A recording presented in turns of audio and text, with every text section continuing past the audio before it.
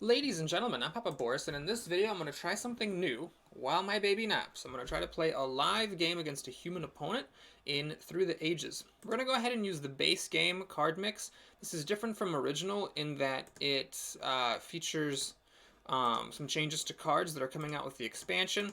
Now, the thing about this is that it does mean that if you buy the physical card game right now, then you're not exactly going to see all the same cards. Some of the cards will have changed.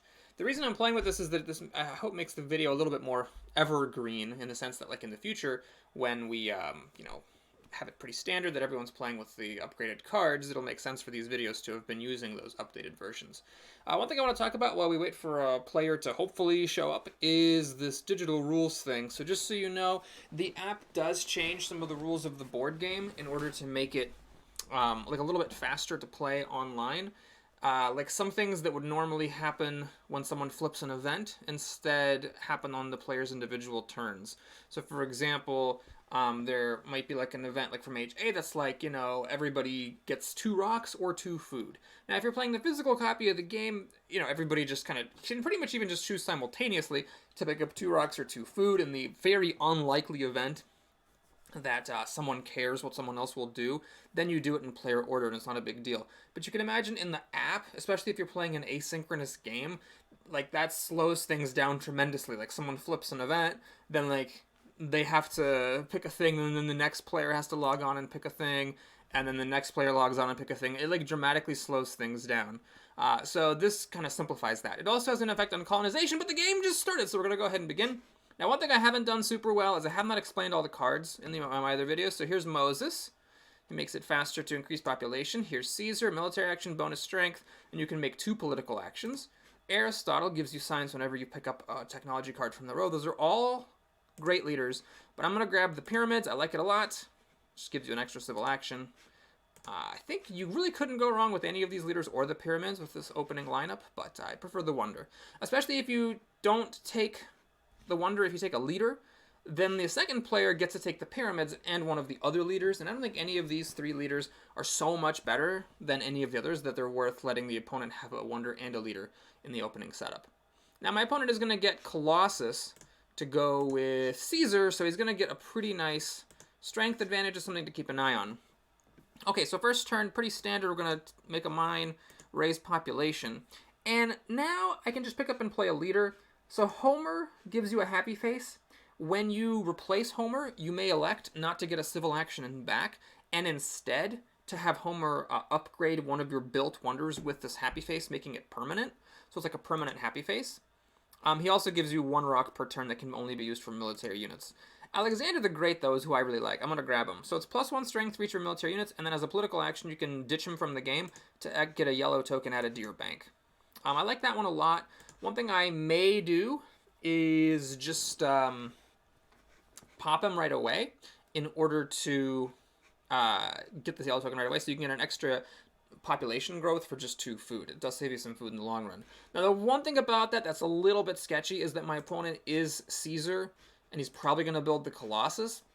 So it's a little bit awkward because he's going to have a strength of 4 by default. And at that point, you can start pulling off aggressions. I did get a defense card, though, in my first draw, so I'm fine with it. If I'm at 1 strength and he's at 4, I can defense card plus a card to block any aggressions. So I'm okay with it.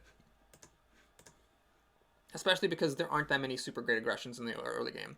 My opponent made a bit of a sketchy move, which is he took this urban growth, and that allowed Engineering Genius to fall into the first card row. If he had not taken that card, it would have been here in the bitch spot. Personally, I wouldn't have done it, as tempting as getting a rock is. I don't want to give my opponent 2 rocks in the form of this Genius. So it was a bit of a, well, I don't know if it was a misplay, but it's a play that I wouldn't have made. So I'm going to go ahead and pop Alexander for the extra token. I'm going to grow a population, build a lab, grab the Genius, and as is often the case on turn 2, there's nothing super great to do with my last action. I can pick up frugality, which gives me back a food after I raise population. I can pick up cultural heritage for a science, which I have to spend an action to get a science and 4 culture. It's pretty bad. And then this lets me build an urban building or upgrade one for a rock less, but I've already built my lab, and unless alchemy comes out real soon, I'm not going to be doing that again.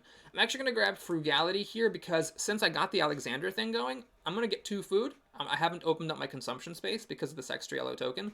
So I'm going to get 2 food, and I can actually make a population immediately. So I think that's going to be my play next turn.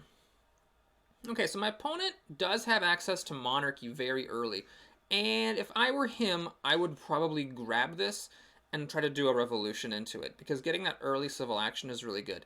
If he doesn't do it, I might try to do it, because I'm going to have a civil action from pyramids.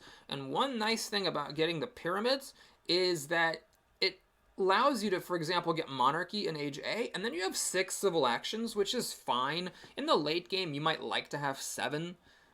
But 6, you can make it through the whole game on 6. I mean, you can make it through the whole game. I've lost to someone who made it through the whole game on 5. So it's nice, because usually if you don't have pyramids, you're kind of in an awkward spot, because like monarchy takes you up to 5, which isn't really all that great. Then you also have to pick up like code of laws, justice system, or wait for an age 3 government, or you pass on monarchy, then you have to like really commit and hope that constitutional monarchy with its 2 bonus civil actions comes out early in age 2, and if it doesn't, you're awkward. Pyramids just really smooths everything over by just letting you get monarchy or potentially code of laws, and then you have 6 civil actions and you're fine, and it's just nice to have that flexibility. Okay, so my opponent did some stuff, did not take monarchy. I'm not saying it's a mistake, but, you know, it's just something to consider if you find yourself in a situation similar to your opponent's situation. Okay, so here, I don't want to play Rebellion because I don't want to hasten whatever events my opponent is going to play, and this might screw me over. I don't have anything at the moment to give me happy faces, so I could just end up in a whole lot of trouble. With Engineering Genius, I'm a rock short of building the pyramids, so you could roll the dice playing Rebellion and hope to get a rock. Then I would actually build the pyramids this turn. So the question I have to ask myself here is, what am I doing if I'm not building the pyramids? Well, I can build 2 stages of the pyramids, and I can raise my population twice. That's my whole turn. In fact, I can't even do that because I'm also taking monarchy. So yeah, I'm actually fine with not rolling the bones on this. Let's skip the politics. Pick up the monarchy. Christopher Columbus is a leader who lets you colonize a territory from your hand. I would take him if I had a territory. Taking him now is a bit of a YOLO sort of move. I mean, there are other leaders I might like to have instead of him, like Genghis Khan would be good to catch up on military. Da Vinci might be nice for bonus science. I could take Joan of Arc to try to catch up on military and get an action. Michelangelo is good because I could go for like a wonder strategy. So there's just like a lot of things I could do. And I'm not necessarily sure that I want to commit to just like getting a free colony that I haven't even drawn yet. So what I'm going to do next is, let's see, upgrade. I'm just going to go ahead and build 2 stages of the wonder. I really do want to finish that as soon as possible. And then I guess I'm just going to frugality to make a new worker. So the real issue with this is that next turn I am going to be corrupt. So I won't be able to do a revolution to monarchy, and the longer I wait for this, the harder it might be to do that in the end, this revolution. So that's like a price to pay. But I could potentially change my plans a little bit. I could, for example, use this extra worker I got from Alexander to build a 4th mine. Maybe grab Michelangelo and try to go for a wonder strategy where I use a bunch of early rocks to build a bunch of wonders. Okay, my opponent is going to play events. 2 rocks. Okay, so I would have gotten the rocks I needed, and I could have built the pyramids last turn. One thing I could do is, if I'm not at 4 corruption, I actually am willing to undertake 2 corruption in order to revolt to monarchy. And I don't necessarily... Oh, Jesus Christ, that is a lot of resources. Well, I'm pretty sure I'm not doing a revolution now. One thing that you can do when you do a revolution and lose all your civil actions is you can use rocks to build a military unit, and that way you can dodge some of the corruption issues. Well, all these rocks are not great for me because it means that my opponent is going to get up to building the Colossus. So there's some juicy stuff coming down, like irrigation for food, alchemy for science. But I might just have to take the knights, you know, and just try to protect myself. So my opponent left the knights for me in the bitch spot, which is a fine move on his part. Let's see, I'm going to go... God, how many rocks do I freaking need? I'm going to go for the rocks. I think in the long term, they're still going to be more useful than the food. So I'm going to finish the pyramids. Feels bad to not be able to get St. Peter's Basilica, especially because we have all these rocks. Potentially I could. I mean, I could spend 3 actions to pick it up, but that's very, very greedy. It's a good wonder. We've talked about it before. And I could actually take it for 3 actions now and build it next turn, even with this actually, no, I'm only going to get 1 rock with corruption, so no, I can't really build it. No, I'm just going to go ahead and play it safe. Actually, okay, there's 2 main options. You could take alchemy, research it, and upgrade both your labs. Let the knights... You know, I'm going to do that. I'm not going to play it safe. I think this is way too good to not do. This is just crazy good. I mean, it gets me up to 4 science per turn. Dodges the corruption. I am in a pickle here about the military cards, though, because I want to play this, but then my opponent will be able to borrow it with these knights he's about to pick up, which is annoying that he can get that, especially since the knights aren't in yet. So as bad as it feels, I'm actually going to pass the turn without playing a tactics card. It does mean I have to lose a defense card. I still have another defense card in case he does an aggression. And once I grab these swordsmen, I can just make a swordsman, and that just 2 raw strength from the swordsman should make me pretty safe for a while. I have to be a little bit careful, though. So my guess is that my opponent is going to grab the knights and make a knight, taking himself up to 6 strength. That forces my hand to take the swordsman. The good news is that I drew 2 of these medieval armies, which is what my opponent would want with the knights. And there are only 2 in the deck, so I've got both of them. He'd have to make a phalanx, which is a bit tricky. Oh, he's actually going for it. Okay, that's fine. We'll throw away one of those things and block it. He can still do another... Oh, I forgot about this. He actually can do another military action, so he could actually aggress on me again. And then I'm going to feel really silly for throwing away a defense card just to not play a tactic that I don't want him to borrow. So next turn, as annoying as it is, I might have to take and research knights for 3 actions and make a knight and play this army to get out of dodge on the military front. That would cost me 3 of my civil actions, and then I could still pick up irrigation. I do want to get this irrigation, because while having Alexander lessens my need for workers a little bit, if I don't take this, I'm going to be in a lot of pressure in Age 2, having to get selective breeding to fix my worker issues. If you don't, like, you can basically feel a little bit safer not getting irrigation for this 2 food instead of the 1 food on agriculture. If you have gotten a bunch of happy faces, like at least 2, then you kind of have like 2 extra workers when this bank is cleared out. So that kind of delays your need for new workers. Or if you've gotten a bunch of yellow tokens. Now, I did get 1 yellow token from Alexander, but I'm talking like from a colony, for example. That kind of stuff is what really makes a difference. Okay, so my opponent did grab the knights, which makes perfect sense. Is the other swordsman still in here? It is. Okay. So I'm not necessary for me to take it. My opponent can grab it, and then I can take the other one later. So I'm not going to play this colony. I don't think that would make a lot of sense. So we're going to... I mean, I could play it, go for cartography. This colony is basically just points and a happy face. It's pretty much the worst one early on. So I'm not that jazzed about it. I'm going to do knights, research knights, make a knight, get my medieval army up, and now I'm safe from any aggressions. Now, I'm not corrupt, so I could, for example, grab irrigation and swordsman, and that would delay my opponent's ability to pick up swordsman himself, but he can't actually even research swordsman next turn. Leonardo is the leader that I want because I have alchemy. He would give me an extra science per turn, and then I would get a rock every time I research a tech, which is good because I have not upgraded my rocks. Is that the first iron? Or that's the first iron, so there's another iron in the deck. I could still grab it. Michelangelo is an interesting pick. I could still take it, but I didn't get my 4th mine, so I'm not actually going to be able to get like a whole lot of rocks to make wonders with. So definitely going to take irrigation. Really, it's a question of whether I also take the swordsman just to slow my opponent down. I don't think that's actually worth it. I could be wrong about it. Well, we'll see if I am or not. I'm going to go ahead and raise my population and pass the turn. So my opponent's 1 strength ahead, but he can't do an aggression on me because I have a card to block it. Now, he could do 2 aggressions, but that's very unlikely because Age 1 doesn't actually have all that many aggressions in it. Okay, as far as wonders go, the 2 best ones came out early, and the 2 kind of crappy ones are still in here. People do sometimes build the Great Wall. The 4 stages is a lot, is the problem. So we get a free worker. That is nice, actually. Oh, why can't I click OK? Oh, God. Is there a bug in this game? This is very bizarre. Resume game? I'm not comfortable with this. Okay, I'm going to go ahead and just go to the online lobby for a quick second here, and then load the game again.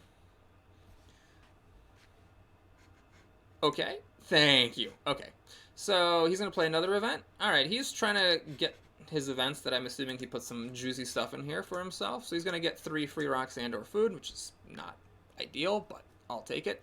I wanted to mention while I had the chance, Columbus is actually a decent combo with Julius Caesar, because Julius Caesar gives you an extra military action, which means you're more likely to find colonies, and therefore have something to colonize with Columbus. So all in all, I'd say my opponent, it's a tough one. I mean, this early game, I think my opponent does have the edge. If he draws a good colony with Columbus that gives him lots of yellow tokens, he can be in really good shape. Militarily, we're about the same.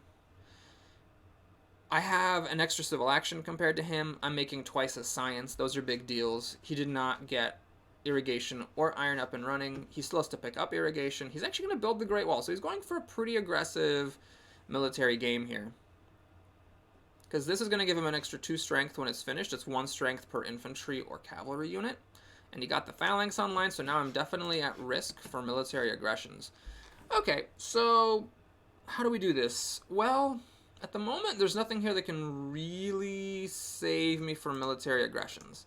The main thing I'm counting on is he's only got 2 cards left, and he's already played 1.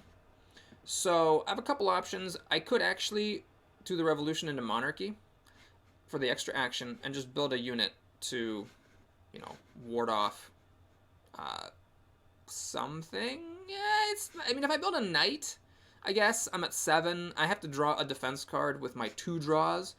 I'm passing up on Leonardo da Vinci, which means I'd have to go for Joan. Joan would not be a bad leader to wait for, because with this free temple I'm going to get, she is giving me some extra strength, which would be nice going into age 2. She's going to come up in the next 7 cards. I'm definitely not playing an event. Oh man, that's tough.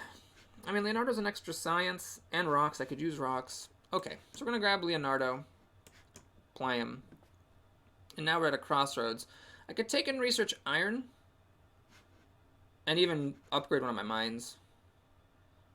It's an interesting idea. Okay, I'm going to push for it. This is a bit greedy, but I'm going to let things be with the military and hope that I can fix it in age 2. Okay, so I drew 2 pretty good cards. Enslave is an aggression, so now there's only 4 aggressions left in the deck that he could have possibly gotten. And Uncertain Borders is by far the worst age 1 military-based card. So knowing that it's in my hand and will be summarily discarded and is not going to hit in these cards that my opponents put in is good. I'm very happy to know I'm not going to be losing Yellow Worker from my bank. One of the worst things I can probably get is Reign of Terror, which makes you lose a population. There's another one, Barbarians, where you lose a population if you have the most civil culture and you're the weakest. But I do not have the most culture. We're tied on culture generation, and he's played a lot more events, which is why he has these extra 5 points. You get an event, or you get a point every time you play an event equal to the age of the card, and he has played a bunch of events. I've played, I think, no events, so that's where his culture is coming from. We're both generating a culture from the free temple that we got from the Age A event that gave us each a free temple.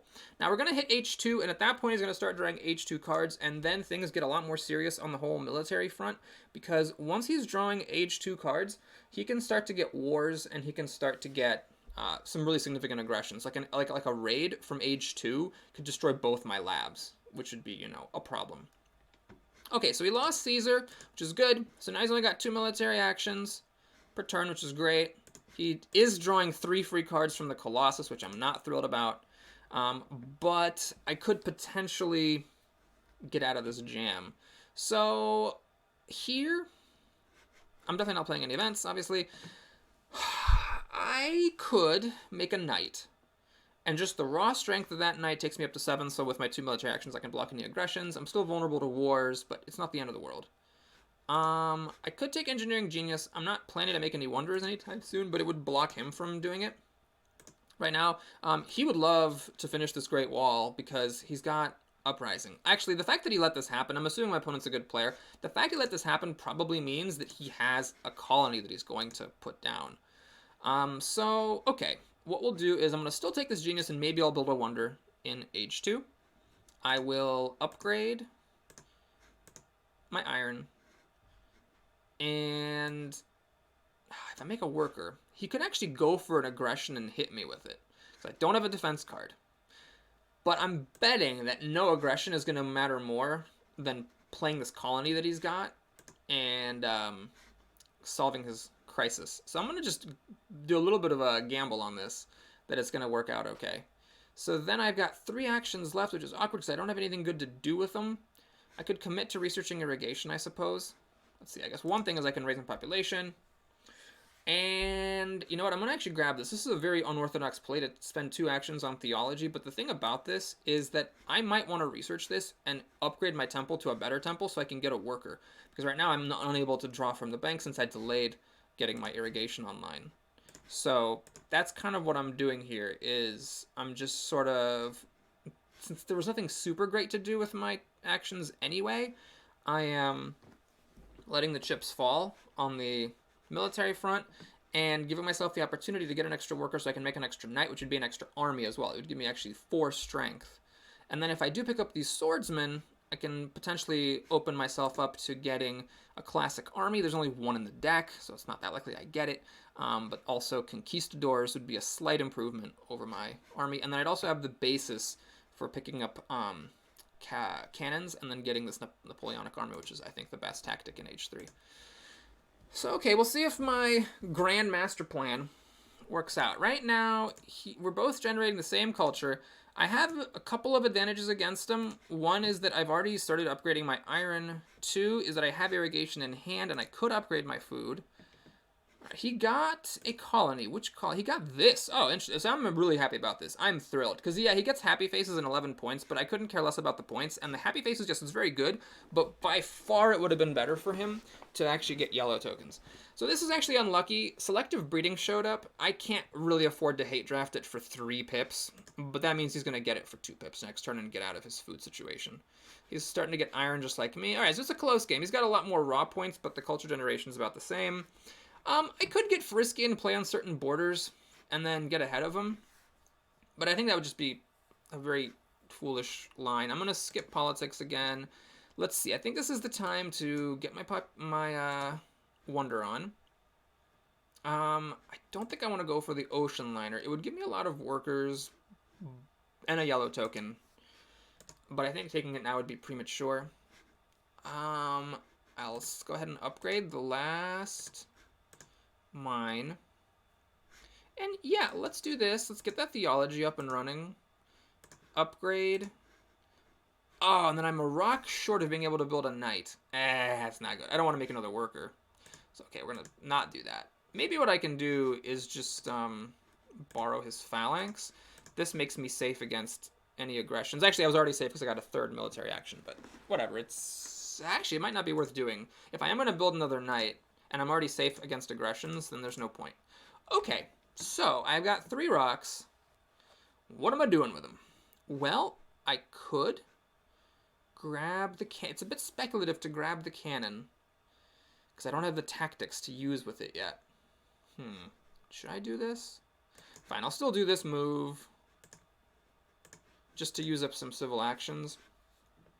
And then, do I take the cannon or the swordsman? I don't want to pass the swordsman and be forced to grab rifleman at all costs. Okay, we'll take the swordsman. That means he can grab the first cannon. I'll take the patriotism here, so I can potentially make a military unit for free. I do not want to copy that tactic because it's going to be better for me to have the medieval army once I build my 2nd knight. So because of monarchy, I have 3 military actions, and now I'm safe. Okay, well now I wish I had taken cannon, because I got this, which is a great tactics card, and I could have made cannon and just shot ahead. As it is, the cannon, even if he doesn't take it, is going to fall out, so I'm not going to get to use it. Rats. Okay, so we all lose our food. Neither of us cares about this. This can be a really devastating event, but both of us just had food sitting on our non-producing farms, and so we are just happy to have the blue tokens back in the bank to guard against corruption. Okay, so he's got a lot more points than I do. 18 more points.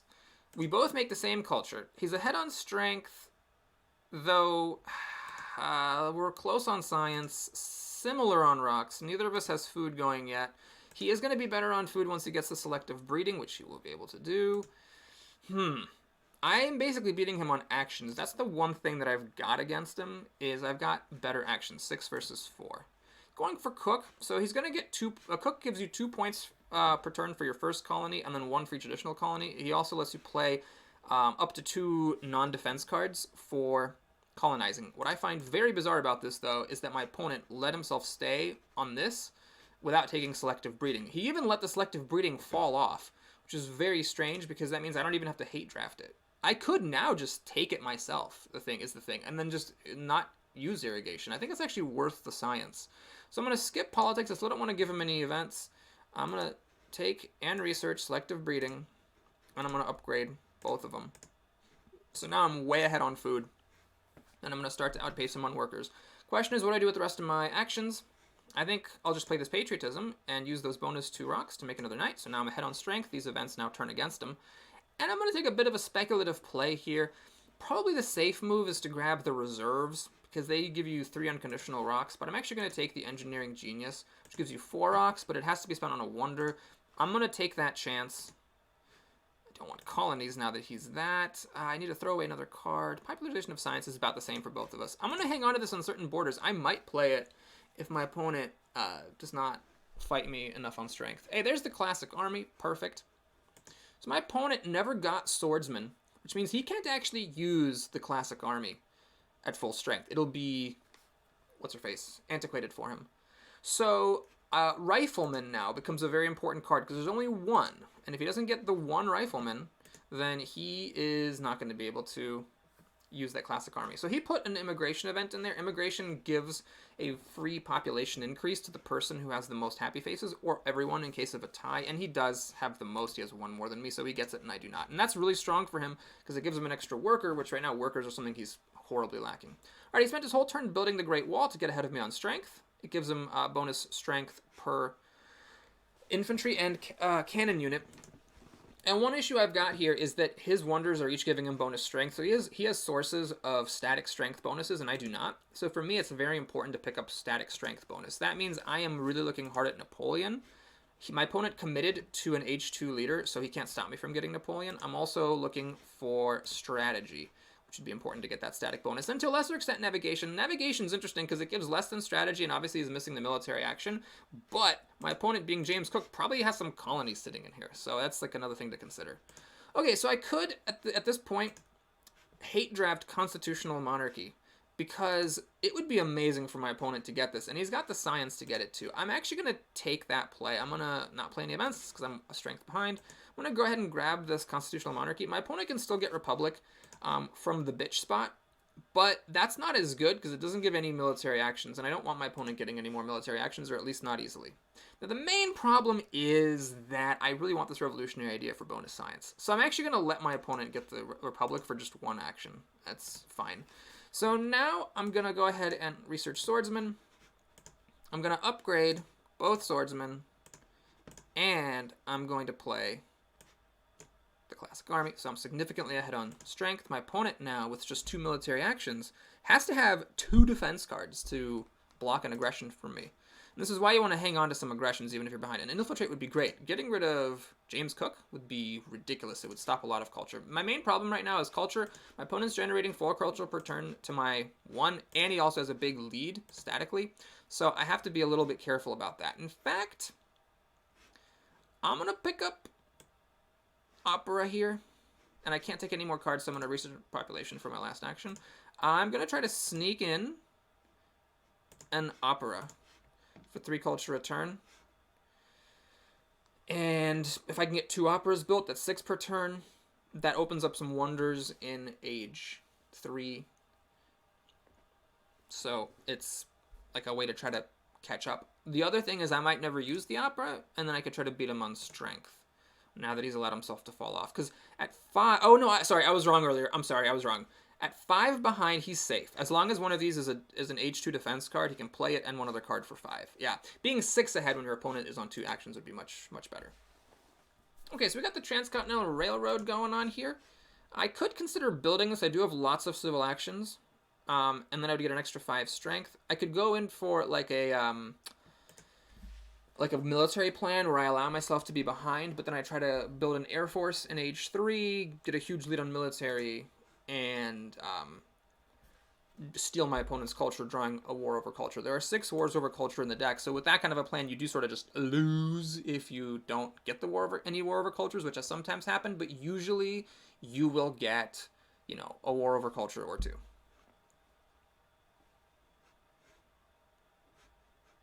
The other main wonder to kind of wait for is the Eiffel Tower. It just gives a happy face and 4 culture. That'd obviously be very nice as well. But if you are building operas, it kind of diminishes the value of the Eiffel Tower because while the opera does cost science to research, of course, if you're planning to build them anyways, the Eiffel Tower is basically an opera that costs 13 rocks instead of 8, and it costs, lots of civil actions to make one. Not only does it cost the 2 civil actions up front to take it if you've got 1 wonder before it, and then the 3 actions to build it, but on top of that, each wonder that you build increases the cost of picking up future wonders by 1 civil action. So, it's not that the Eiffel Tower is a bad wonder, it's a great wonder.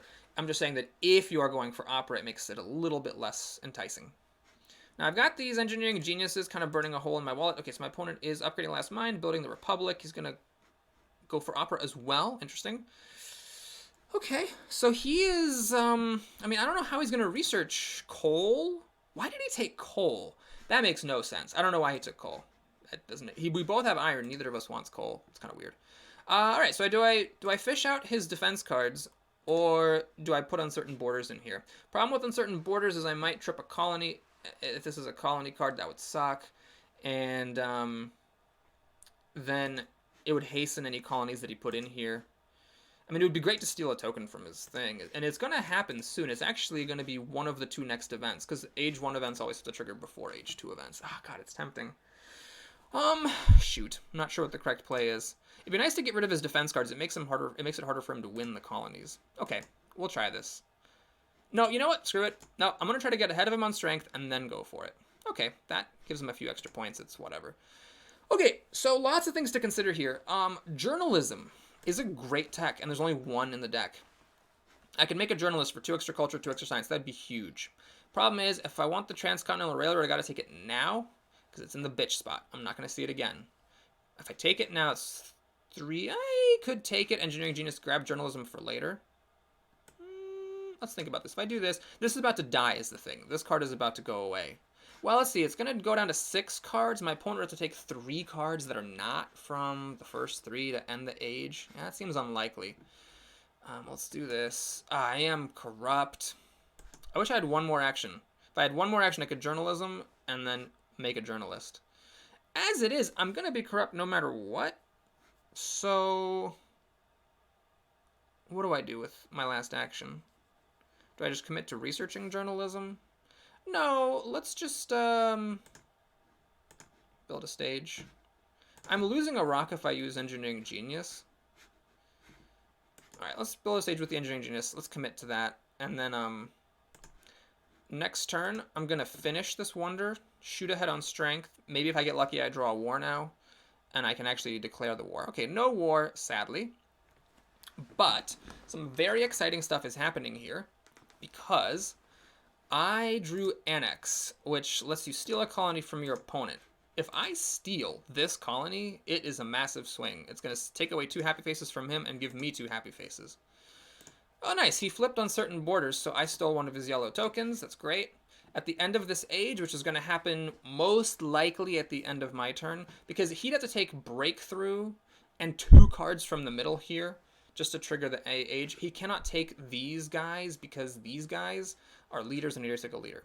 It's a bit unlucky that Rifleman landed here. He can actually take the Rifleman now, and he can borrow my classic army. But the thing is that because he got Republic instead of Constitutional Monarchy, remember I hate drafted the Constitutional Monarchy, he's only got 2 military actions instead of 4. And with 2, it's actually quite difficult to borrow someone's tactic. He'd have to spend 2 actions to upgrade his Swordsman to Rifleman. Okay, that's 2. He'd have to spend a 3rd one to make a Knight. That's 3. And he'd have to spend 2 more to copy my tactic, because you have to spend 2 actions to copy a tactic that's in the pool instead of playing one from your hand. So there's like a whole lot going on.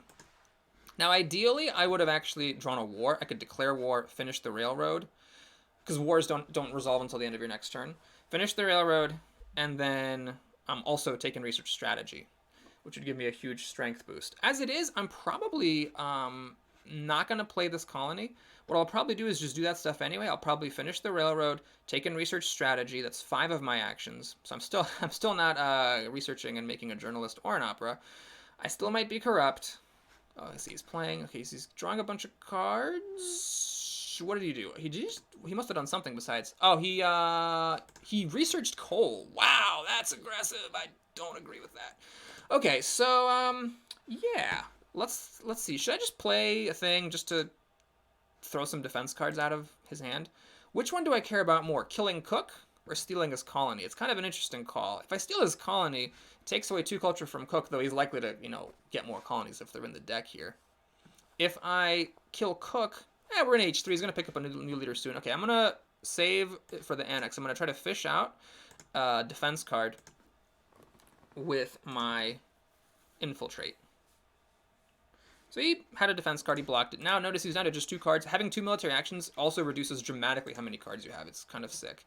So now I'm going to finish the Wonder, take and research strategy. So I'm wildly ahead of him, and I'm he literally cannot block. No, he can. He's going to get 3 free military card draws due to Colossus. If he gets 2 Age 3 defense cards, 11 plus 12 is 23. Even if he does that, he still cannot block an aggression. So that's really great. I'm going to hate draft the Rifleman. I do not want him getting that classic army. And I'm willing to be corrupt, especially since I'm not all the way corrupt. So this is a bit of you could call it a questionable move, because I'm forfeiting like a useful action, like raising my population, for example, in order to hate draft a card. But I just think it's so important for him to not be able to get that classic army or any other good tactic right now. Right now, he cannot get any good tactics because he only has a single Age 1 tech. If he gets cannon, he can now get, what is it? Let me show you here. He can now get this, which I had and it went away. Okay, so he can now get this. There's 1 tactic card in the deck he can actually use at full value with these cannons. And he only makes 4 culture per turn, or science per turn. All right, there he is. So he's getting, he flipped a colony, which is really awkward for me because I really want to do an aggression. So I'm going to basically bid something just to bid him up. I don't actually want to win this because I really want to do an aggression right now. But I want to just, I'm going to throw this stuff down. I'm pretty sure he's going to beat it. I just want to beat him. I want to bid him up. I want him to spend his military cards. I want him to, put his defense cards out there, just so that way I can steal make him use those resources, and then he'll be fewer on resources to block aggressions with. So yeah, he wins. He's gonna have to throw some units away. So he is substantially ahead on culture. It's worth noting, but he lost the defense card there. He had to spend a military unit, and I can actually steal his happy faces, which will put him into revolt, which is awkward. There is this organized religion here. I'll see. I'm interested to see if he actually ends up taking it. Note, remember, quick rules refresher. If you steal someone's colony, you get the bottom effect, not the top effect. So I would just be stealing 3 blue tokens to steal this. It's not a big deal. But this would be a big deal. That's stealing 2 happy faces. And so now it's basically just, hoping that I draw a War over Culture. Because if I don't ever draw a single War over Culture, I'm probably not going to win this game. And, that's life. That's kind of how the cards fell. I could, of course, go for Opera and try to catch up. There are some combos that would be really helpful. Like, for example, there's Charlie Chaplin, who doubles your best theater's culture production. There's Hollywood, which gives you twice the culture of your wonders. Oh man, he is going full bore for culture. So he spent a zillion actions. How many did he spend? 5 to put the Eiffel Tower under construction. So that's pretty insane. Okay, we both actually... Oh, he's actually now beating me on science because he built an extra lab. Okay, that's fine. Well, here it is. We're gonna annex, which is a guaranteed win, and steal his 2 happy faces. So now I'm up a worker, and he is in revolt. There is no way to fix this, except for this organized religion, which I will hate draft. And now I think... Well, hang on. Let me see. Do I want Newton or Napoleon? Napoleon's an extra 4 strength. It's like an extra 8 points whenever, if I do get a War over Culture against him. But I really would rather just have this extra science. And some extra actions too. So I research journalism and it doesn't cost an action because Newton brings it back. I'm going to research a journalist. This gives me a lot of extra science. 2 for the journalist itself, plus an extra 1 because it's an H2 as opposed to the H1 for the lab. So I'll show that from 5 to 8. And then I don't have enough science to research opera. This would only give me 4 science, so not quite. I still want to hate draft the organized religion. And then I don't need the cannons anymore. I'm just waiting for air forces, basically. Okay, passing on navigation, it was a consideration, actually, to take navigation, because that would let me fight for colonies better if there are any colonies in there. Yeah, we're fine. Let's just, try to stop this corruption. Oh, God. Even raising population twice because of the way the blue tokens work does not stop corruption. But what I could do is just make a second journalist. And that stops it. Okay, so now I'm competitive on culture. He is going to make the Eiffel Tower and go up to 9. But I can make another worker and make another journalist and go up to 7. So I am not, like, just catastrophically behind on the culture front. And I can steal a lot of culture from him with a war over culture. Okay, no wars, which is sad. I'm basically just fishing for wars. One of the key cards I need did come out just now, the Air Forces. So with Air Force, I will be able to get an extra 13 strength, 5 from the Air Force, plus another 8 for copying my tactic. So it's just a matter of then getting a war over culture. If I don't ever draw a war over culture, I'm in trouble. My opponent should really take this military theory for the 5 extra strength, and almost more importantly, the extra military action, so he can draw more cards, get more events, get more defense cards, all that sort of stuff is very important for him. It's a shame that I couldn't hate draft this. I might have liked to. I actually don't necessarily want to go in the long run with Newton. I'd rather replace him with a leader who makes culture. So a couple of different options for that. If Sid Meier shows up, I can take that computers that's sitting there and make like 9 culture per turn. Or I guess 6, because I have 2 labs and I upgrade them both. The other thing is Charlie Chaplin, plus Opera would be an extra 6 culture per turn. He's making 9 rocks to my 8, so he's not like substantially ahead of me on the rock production. He's just got a bunch of rocks saved up. He did get lucky. This professional sports is here, so this solves his happy face issues. He can take it for 3, research it for 4, build one. He doesn't have any workers. He'd have to destroy something to build another one of these professional sportses. I'm not sure what that would be. Well, what would he destroy to make a professional sportsman? I mean, a food? He'd start losing 4 culture per turn to famine. He could, I guess, get rid of a lab? Or a military unit. That's all he can get rid of, unless he wants to... Oh, no, I'm wrong. He's building the Eiffel Tower this turn, and that takes care of this happy face. Okay, so he does not need professional sports. That would, in fact, be a stupid thing for him to have.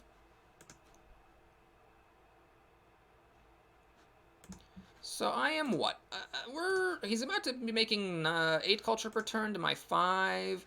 I could catch up by building an opera, and then we're about the same. I have to make up a pretty big deficit. He got the military theory, that's correct. He can make the military theory next turn. Very sad that I did not draw a war in any of my first 6 draws, and that I also don't have any more aggressions. An aggression would be a big deal if I could destroy his labs or steal some resources, but alas, that didn't happen. So there's Chaplin, to go with my opera, potentially. I guess I'm just stuck playing an event. Uh-oh. Is that a baby crying? Oh no, the baby's waking up. Oh crap, that means I might have to prematurely concede this video. Alright, well let's just put this event in here. Yep.